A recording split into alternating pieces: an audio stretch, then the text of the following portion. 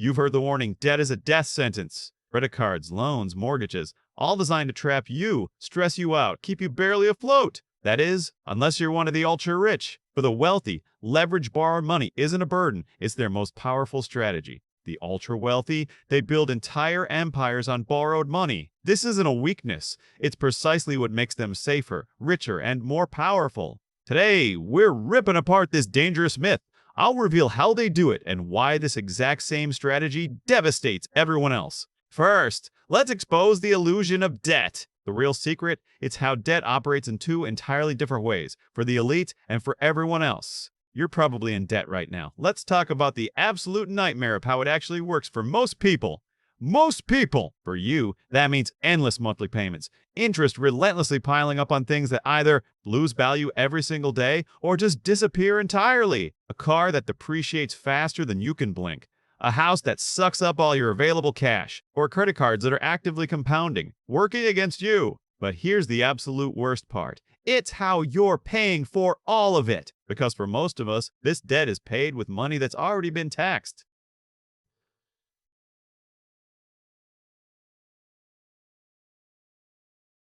You earn your paycheck. First, the government takes their cut in income tax. Then, what's left over goes straight to the bank, plus all that interest.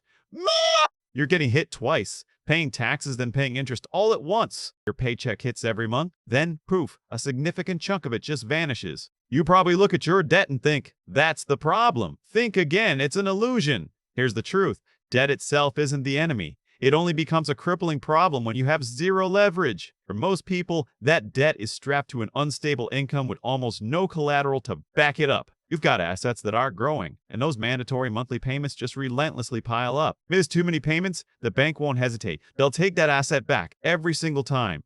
And that right there is precisely why debt crushes most people. They simply borrow far too much for what they actually own. And often it's because they genuinely felt there was no other choice. Ever wonder why so many people feel stuck? It's simple. They've financially cornered themselves. From day one, their money situation is totally backwards. Upside down, massive debt, almost no assets. That's the financial trap so many fall into. Your paycheck? That's the only thing keeping that whole wobbly tower from crashing down. Borrowing money for things you don't own?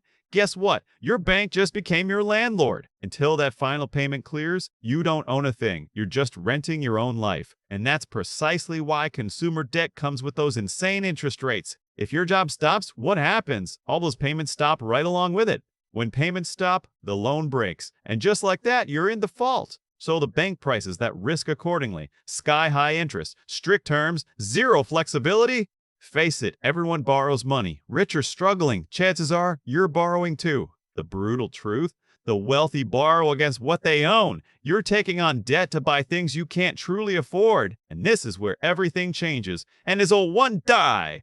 For the bank, there's only one question. How easily can they get their money back? When you own big, stable assets that are actually growing in value, borrowing isn't risky. It's simply a way to access your own cash when you need it. The bank isn't lending you money because you have a job. They're lending against your assets. That's the fundamental difference. A typical borrower says, I need money to buy something. But a wealthy borrower says, I already own something valuable. Need quick cash but refuse to sell off your assets? Good. Voila! Suddenly, the entire financial dynamic flips on its head. Banks stop caring about your income. Now, their obsession is your collateral. They scrutinize every detail, stability, loan-to-value, and ironclad downside protection. Got a $20 million asset and you only need $5 million? The bank isn't worried. Not even a little bit. Even if everything goes sideways, they're completely covered. That's why your interest rates absolutely plummet. That's why loan terms suddenly become incredibly loose. Now, true flexibility is finally yours. You think taking a loan is risky? It's not. The real risk is having nothing to back it up. That's exactly how the wealthy secure far better deals from lenders. But believe me, that's just the beginning. Get ready for this. What I'm about to tell you will sound completely insane at first. The brutal truth? The wealthy often take loans with absolutely no intention of paying them back. That's their secret to living off borrowed money essentially forever. Before we continue, do me a favor and hit the subscribe button. It really helps the channel. before we unravel exactly how this whole thing works, you're clocking in, putting in the hours, yet you finish each day feeling like you moved absolutely nowhere. That familiar sense of never enough, the constant feeling of being behind, that's not a phase, that's a symptom. You work hard, you make sacrifices, yet your days disappear into a blur of activity, leaving you drained and with nothing tangible to show for it. You're not just losing time, you're losing momentum, clarity, and control. Forget blaming yourself or your willpower. The real issue? You're missing the blueprint. You're trying to hack your way through a broken system, and until you understand the rules of the game, you'll always be playing defense, always losing ground. Forget the distractions. It's time to focus on what actually makes a difference. Forget the feel-good advice. Let's talk about real money. You think the rich just spend their cash? Wrong. They live on loans. All right, enough small talk. You've been told to save, invest, be frugal. But the wealthy? They're doing something completely different. And here's the inconvenient truth. The wealthy don't just spend their money. They borrow it, and you should too. Forget relying on your charm. If you want to play in their league, you need assets. Real assets. Tangible things a bank sees as bulletproof collateral, not just a promise. Think this is about throwing darts at a board? Absolutely not. Before you even consider approaching a lender, your entire borrowing strategy needs to be meticulously mapped out. Zero guesswork. Want the uncomfortable truth? The wealthy aren't just rich. They live on loans. The first rule of this game, build assets. And I'm not talking about just any assets. I mean the kind banks trust more than a handshake. Here's how it works. Before they even ask for a loan, their foundation is already rock solid. The assets the truly wealthy hold aren't just random. They all share crucial characteristics. They're not wild bets. They grow consistently year after year. Stable, reliable assets. Their value is clear and quantifiable. Need cash? You can sell them easily. Specifically, we're talking about publicly traded stocks. These smart investments don't just sit idle. They're actively growing, steadily building the real wealth you deserve. No guesswork here. You know exactly what these assets are worth, and you can access your money the moment you need it. We're talking public stocks, income-producing real estate, and private businesses that are built to generate serious cash. Here's the brutal truth. Banks often consider these assets a far more reliable bet than your own job. Your job could vanish tomorrow, just like that. But a diversified investment portfolio or a rock-solid property isn't going anywhere. The smart investor's second move, strategic borrowing. We're talking small amounts, always dwarfed by their actual holdings. This isn't about reckless debt. This is about unlocking access to far superior investment opportunities.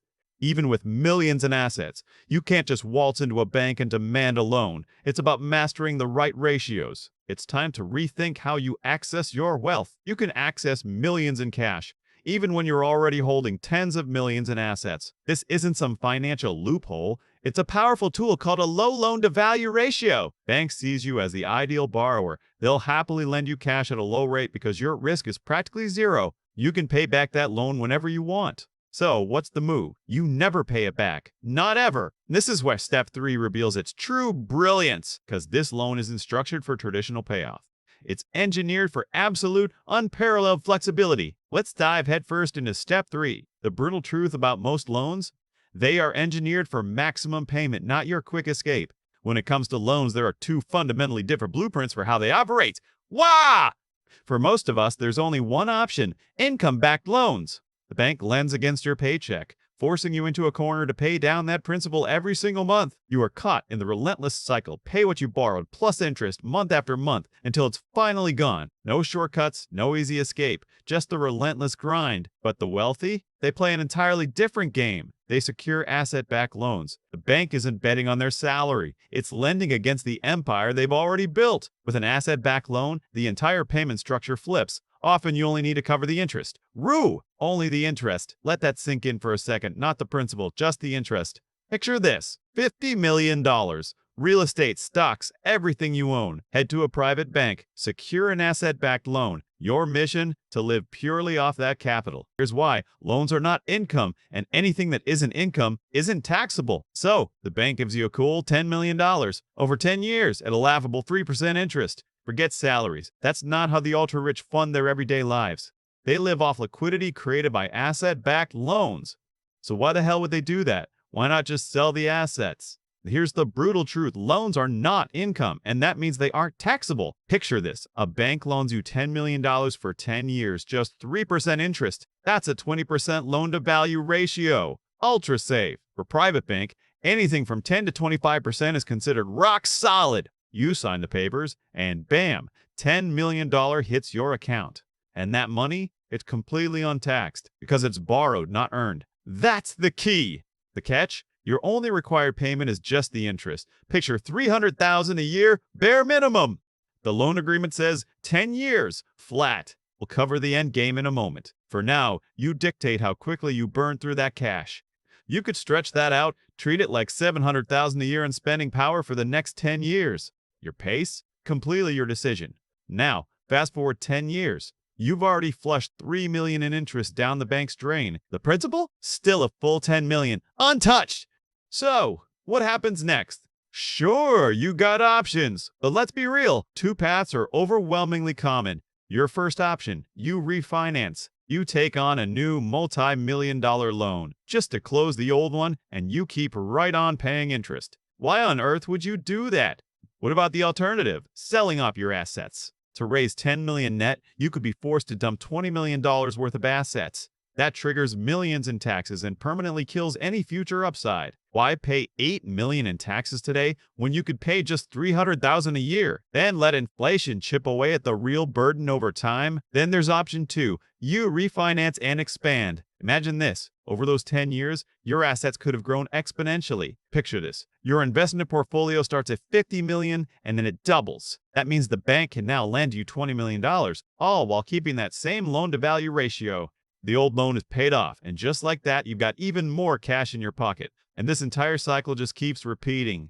Go! This is exactly how the wealthiest investors play the game. I know what you're thinking. What if those investments don't actually grow? Here's the brutal truth. These aren't some risky bets. These loans are backed by serious, productive assets. We're talking real estate, established businesses, prime land, and broad market index funds. We're not talking about your Pokemon card collection or limited edition sneakers. All right, here's the deal. Over the long haul, these assets just grow. Sure, there'll be fluctuations, but that low loan-to-value ratio, that's your bulletproof buffer. It's simple. You've only borrowed a tiny fraction of what you already own. That's exactly why individual asset-backed loan failures are practically non-existent. And when they do happen, we're talking full-blown global financial meltdowns. Front page, international news. Banks aren't stupid. They watch your collateral like a hawk, always adjusting before things break. That's the whole damn point of borrowing conservatively, and that, right there, is exactly how the rich live off loans. And then there's the one final undeniable step. You die. Matey, you've spent a lifetime building assets, taking on debt. But what now? What happens to all those loans? And what about your assets then? Let's tackle your assets first. Assuming you didn't cash them out already, the tax system sees those as unrealized gains. But the moment you pass away, something pivotal happens. Your asset values get a complete reset. Bought something for $1 million, worth $10 million when you died? Picture this. You bought stocks for $1 million decades ago. Now they're worth $10 million. What happens next? Sell those yourself before you die? That's $9 million in profit. And the tax man, he's definitely getting his cut. But what if there's a loophole? What if your family inherits those same stocks, then sells them after you're gone? Zero capital gains tax. The IRS simply steps up the cost basis. They act like it was always worth $10 million. $10 million inherited, $10 million sold. From their perspective, zero profit, zero tax. That's the real game right there. Now, what about that $1 million loan you took out back in '94? Your family could pay that off by selling exactly $1 million in those same assets. No new profit for them, so still no additional tax on that sale. That's a massive financial advantage. Imagine inheriting assets, then selling them off, completely tax-free, to clear every old debt. No capital gains hit. Zero. This isn't a loophole. It's exactly how the wealthy avoid taxes on asset sales, and they don't stop. This strategy isn't a one-off trick. It's the blueprint for building generational wealth, repeating over decades. Let me be clear, asset-backed finance isn't some new trick. It's existed for centuries, and it's not going anywhere. Cut through the noise. What truly matters? Ownership. Your capital needs a secure, productive home. This isn't a fresh problem. This financial treadmill has been running for decades, trapping entire generations. Asset-backed borrowing isn't some fleeting trend. It's been the unwavering bedrock of finance for centuries, just in different wrappers. Understand this. As long as there are assets, this system isn't going anywhere. It's absolutely fundamental. The brutal truth, ownership isn't just a word. It's the entire game. Your money needs a fortress, not a suggestion. So that's your challenge. No excuses. Go manage your money like your future depends on it, because it does. I'll be back to hold you accountable. Enough with the excuses. Your financial future isn't some distant dream. It's a decision you make right now. Ready to start building it? I'll see you back here. This isn't passive learning. This is a direct challenge. Go apply it now. Then tell me what changed.